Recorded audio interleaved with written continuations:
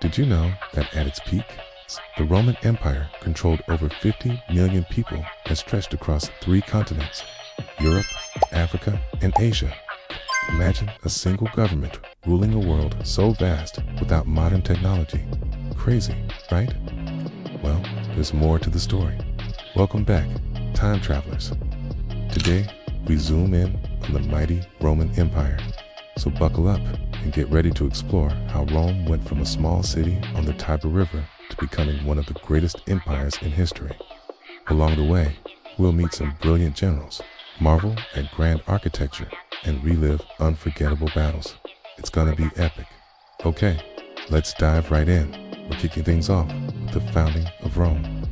Legend has it that in 753 BCE, twin brothers Romulus and Remus were abandoned and left to die.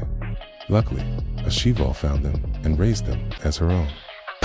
Now, whether the wolf story is true or not, historians agree that over time, villages along the Tiber River merged to create the city of Rome. And it wasn't long before Rome became a powerful force in Italy. But wait, there's more. Rome wasn't just any ordinary city, it was a republic.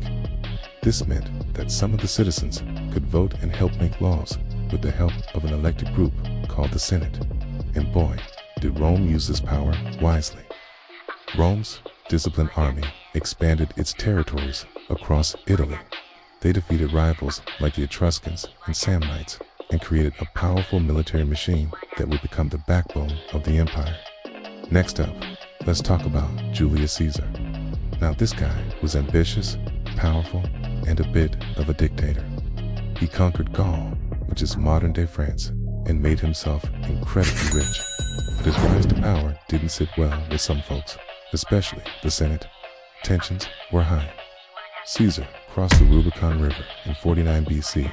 This was a no-go signal for the Senate, and it kicked off a civil war. Caesar's forces defeated the Senate's army, and he became the dictator of Rome. But his victory didn't last long.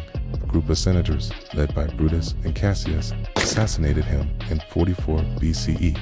Talk about a stab in the back. After Caesar's death, there was a power struggle. But eventually, Augustus became the first emperor of Rome in 27 BCE. This marked the beginning of the Roman Empire. During Augustus' reign and the reigns of his successors, Rome reached its peak. We're talking about a massive empire that stretched from Spain to Iraq. Okay, now let's fast forward to the achievements of the Roman Empire.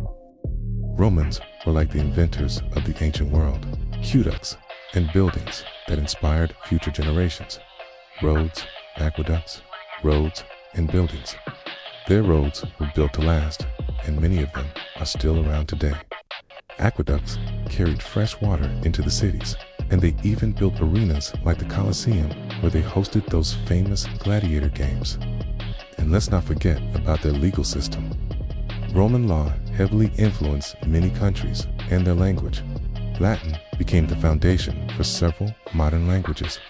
Alright, shifting gears to Roman culture and society.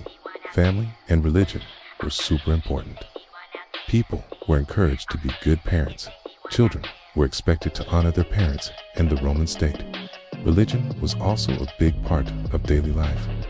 Romans believed in many gods and goddesses, and they had festivals and ceremonies to honor them.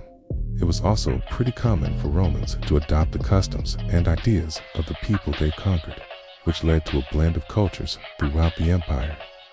Sadly, the mighty Roman Empire declined and fell. One reason was economic struggles. Another was invasions from outside the empire. Corruption among the leaders didn't help either. In 476 CE, the Western Roman Empire came to an end, but the Eastern Roman Empire, also known as the Byzantine Empire, hung on for another 1,000 years. Wow. As we wrap up our whirlwind tour of the Roman Empire, remember this: Rome's story reminds us that even the mightiest empires can fall. Okay? They left behind a legacy of law, architecture, and innovation that continues to inspire us today. Well, that's a wrap, history buffs. What did you find most fascinating about the Roman Empire? Let us know in the comments below. And if you're hungry for more history, stay tuned. Thanks for joining me. Keep learning, and I'll catch you next time.